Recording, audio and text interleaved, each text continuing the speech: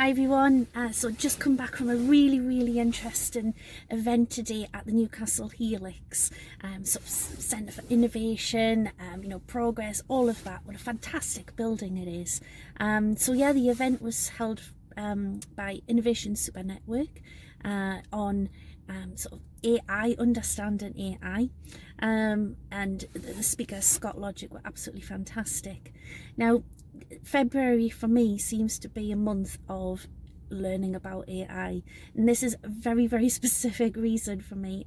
So I think I'm a self-confessed sort of skeptic when it comes to AI. And I remember back when my teacher sat me in front of a computer, in front of the internet for the first time, and I couldn't find what I wanted to find, and I thought, well, this isn't going to take off.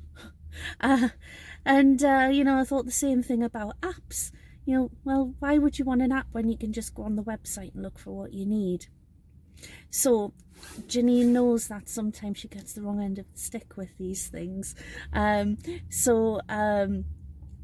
definitely had a word with myself to go and get your cell on, Janine, and that's sort of northern for, go and educate yourself on this. And I'm absolutely fascinated by it, and dare I say it, I'm really excited by it. We can see so many opportunities, possibilities. Obviously, a bit like alcohol, you got to do it responsibly. All of the ethical considerations around that. But this is the way the world's going. I think we have to get with it and get with it responsibly. And also, the chance for us to make progress as humans in such a complex world. Seeing the way AI helps us process things, get at answers we might otherwise not necessarily get at or take ages to get at. I think the big theme that I've learned from the event is really it makes people more productive.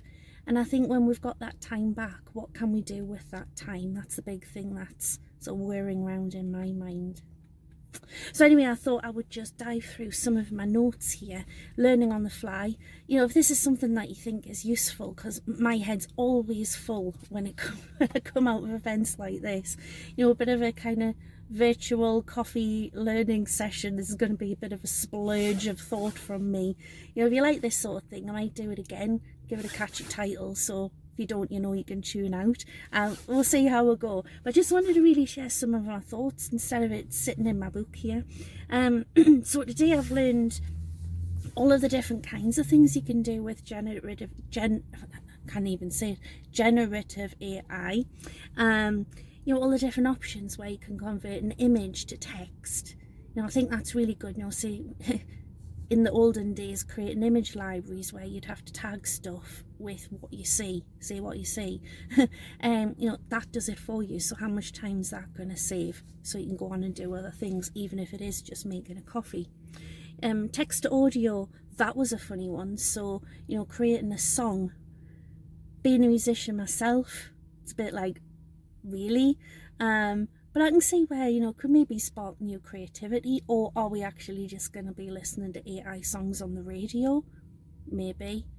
Does that then open a possibility for people to actually be a bit more, and open no door for then, oh, this is a human music, much more creative, and let's see. But I thought that was pretty handy. Text to video, making videos from what you envisage in your mind, that was pretty great. And text to 3D models, that looked pretty good, a bit rough around the edges, but good for kind of getting concepts out there. And there was 3 patterns that Mac from Scott Digital talked about. The chatbots, so for sort of closed loop question and answering. Some of you might see my post on that, just a few days ago, where I created a chatbot. So much fun. But I can see the limitations of that, because apparently there's quite a bit of hallucination on there, because it may not have access to anything else that the stuff that you don't give it. So proceed with caution, but I think it's a pretty handy tool. Then this sort of RAG pattern, retrieve and generate. So this is where you would actually give it some information. You know, this is where I think knowledge bases are a really good integration with that. That was really, really powerful. And then apparently third pattern is you know, using it as an agent or assistant, where it can go off and use other tools to make its response back to you. You know, apparently that's the way it's going. Looks really great. You know, a bit like us. Oh, we need to, I know, calculate something. I'll go and use the calculator and come back. You know, that would be pretty cool, I think, if the AI could do that.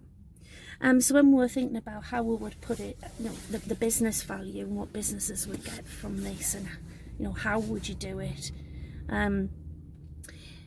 I thought there's a good point, you know, understanding what you're good at and then using AI to do that thing better. So you don't necessarily have to build your own models or start everything from scratch or implement everything under the sun right now. What is it that you're good at? What do you want to do better? And how can you augment that, you know, to help you do things, you know, faster, cheaper, more sustainably? Oh, that was a really good point.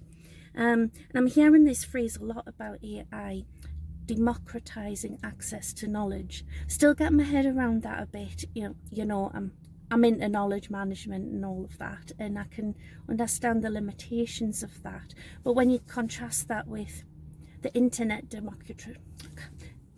put my teeth in, Janine, the internet democratized access to information, I think, yeah, you know, it did. It did. So I can see how this leads on to, yeah.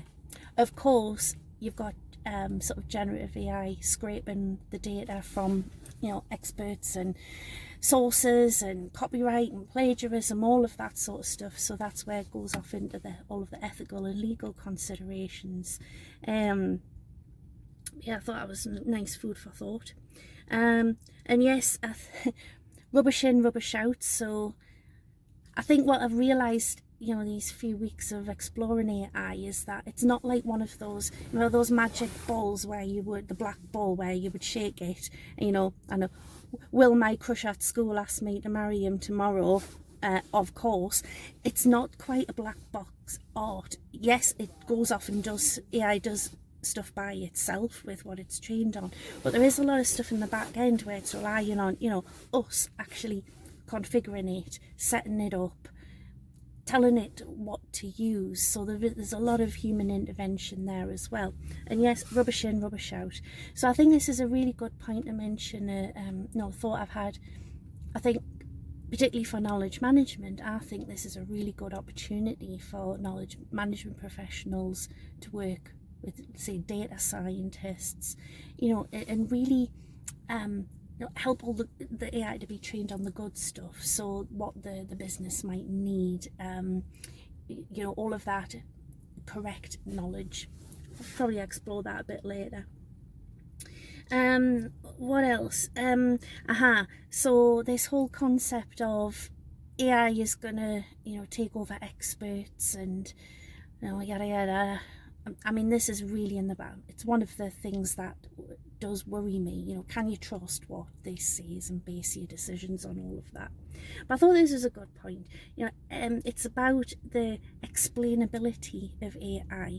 You know, when you ask an expert something, they can explain how they arrived at that decision or that piece of information or whatever it is. You've got that context. Whereas currently with the AI, there's not that level of explainability in there.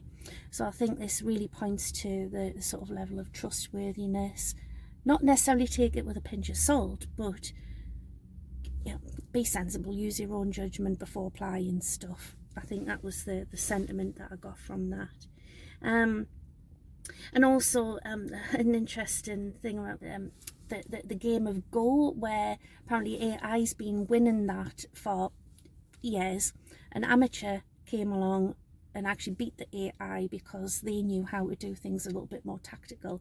And this was the point that the presenter made, where AI doesn't have this concept of real world, you know, all of that stuff that kind of we understand. So AI it fails in ways that humans don't. So I thought that was a very interesting concept to sort of explore. And then, so going back to applying it in business,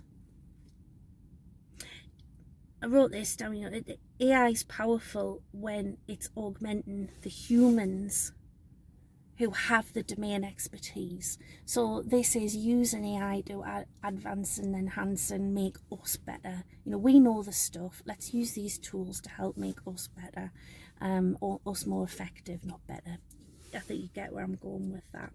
And when introducing it into businesses, I think the sentiment was, this is all about experimentation, creativity, suck it and see type of approach. So when you hand these tools and models over to your teams and staff, let them get on with it and experiment and see how they can use it to enhance their work.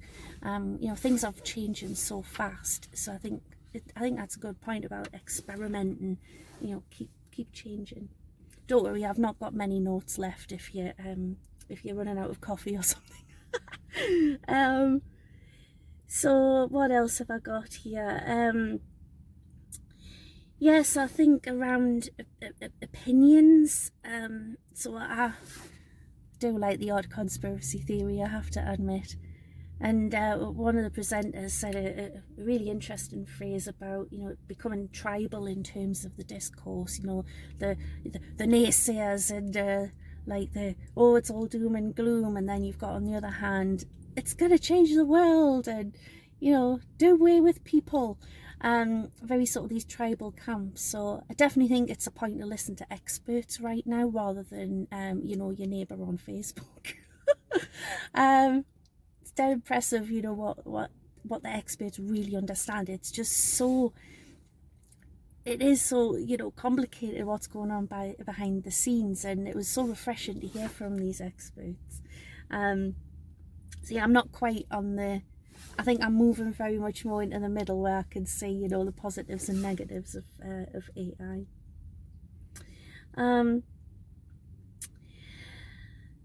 Yeah, and I think in terms of adoption, the hype curve and, when to start adopting all of this, and a bit like, and the presenter was putting across the point that when people adopted the internet straight away, got the benefits, competitive advantage, but obviously at a higher cost. And I suppose once things develop, then you've got to kind of retrofit or change things up.